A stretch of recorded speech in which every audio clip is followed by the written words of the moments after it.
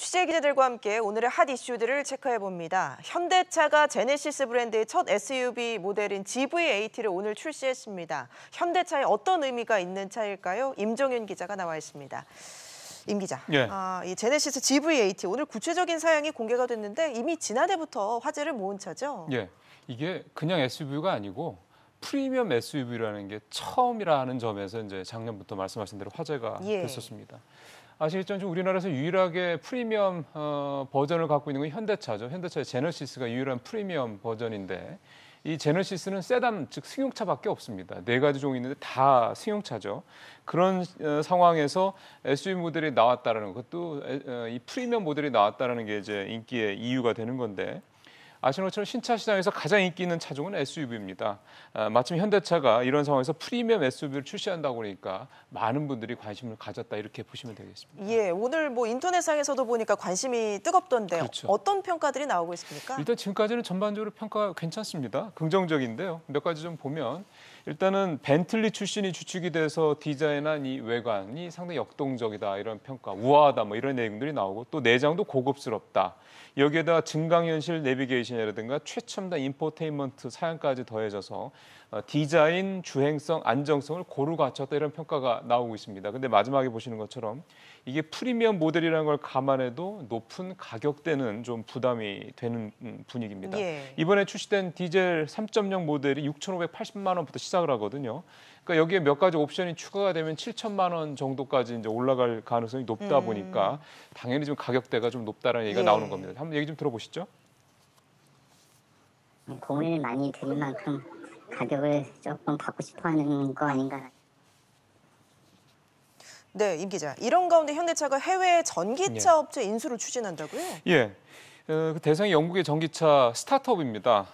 어라이벌이라고 하는 이 회사인데 아직 인수가 확정된 건 아니고 지금 협의 중이다 이렇게 이제 이해를 하셔야 됩니다. 이 회사는 2015년도에 만들어진 이제 전기차 배터리, 모터를 만드는 스타트업인데 특히나 지금 밑에 보시는 것처럼 자율주행 기술을 갖고 있다는 게 현대차가 인수를 추진하고 있는 이유가 되는데요. 예. 만약에 이 어라이벌의 인수가 확정이 되면 현대차가 해외에서 자동차 업체를 사들인 첫 사례가 됩니다. 예, 최근에 이 현대차의 주력 계열사들이 이런 전기차를 포함한 미래 사업 구상들을 잇따라 내놓고 있죠. 예. 그러니까 현대차, 기아차, 현대모비스까지 현대차 그룹의 핵심 4개 계열사들이 내놓은 중장 전략의 핵심은 전기차와 자율주행차를 중심으로 한 미래 모빌리티에 있다 이렇게 볼 수가 있는데요. 앞서 말씀드린 영국의 업체 어라이벌, 그다음에 지난해 9월에 세계적인 자율주행 기술 기업인 미국의 앱티브사랑 현대차가 합작회사를 설립을 했는데요. 이 두 회사가 일테면 이런 미래 전략의 중심에 있다 이렇게 볼 수가 있겠습니다. 여기에다가 오늘 이제 이번에 출시가 되는 SUV 모델인 GV80는 기존의 프리미엄 세단인 제네시스 시리즈와 함께 현대차의 이 고급화 전략이 역시 핵심이라고 볼 수가 있겠습니다. 결국 이제 두 가지를 요약을 하면 현대차는 내연기관에서 수소차라든가 전기차와 같은 이런 미래형 친환경차로 옮겨가는 이런 과도기적인 상황에서 프리미엄 신차 출시와 미래 모빌리티 준비를 하는 이런 투 트랙으로 대응하겠다 이렇게 볼 수가 있겠습니다. 예, 임 기자 잘 들었습니다.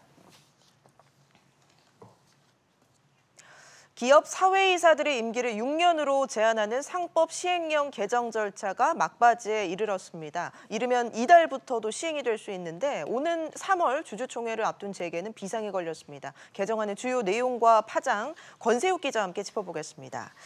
권 기자, 네. 먼저 이 상법 시행령 개정 절차 어디까지 진행이 됐습니까? 네, 법무부에 따르면 상법 시행령 일부 개정안에 대한 법제처 심사가 지난 10일 마무리가 됐습니다.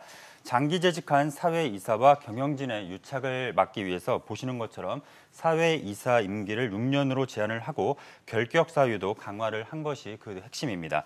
개정안은 모레 열리는 차관회의에서 논의가 될 예정인데요. 다음 주 국무회의까지 일사천리로 통과가 되면 이르면 이달 안에도 시행이 될 수가 있습니다. 예, 그럼 이 바뀐 시행령을 적용받는 회사들은 얼마나 될까요? 네, 사회이사를 새로 영입해야 하는 상장사는 560여 곳, 그리고 교체 대상은 700명이 보시는 것처럼 넘습니다. 자산 2조 원 이상 주요 상장사를 살펴보면 셀트리온은 6명, 삼성 SDI와 삼성 SDS가 각각 4명, 그리고 현대제철과 SK텔레콤이 2명씩입니다.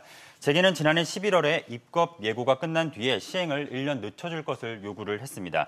이에 따라 정부도 그간의 관행 등을 감안해서 1년 유예를 긍정적으로 검토했던 것으로 전해지는데요.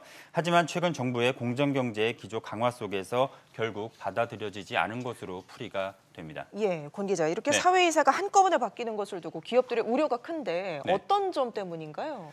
기업들은 오는 3월 주주총회가 2달도 채 남지 않은 상황에서 치열한 영입 경쟁으로 인해서 비전문적인 인사가 사회이사로 영입될 것을 우려합니다. 이렇게 되면 전문성이 요구되는 이사회 의사결정 과정이 왜곡될 가능성이 크기 때문인데요. 재계의 설명 들어보시죠. 예.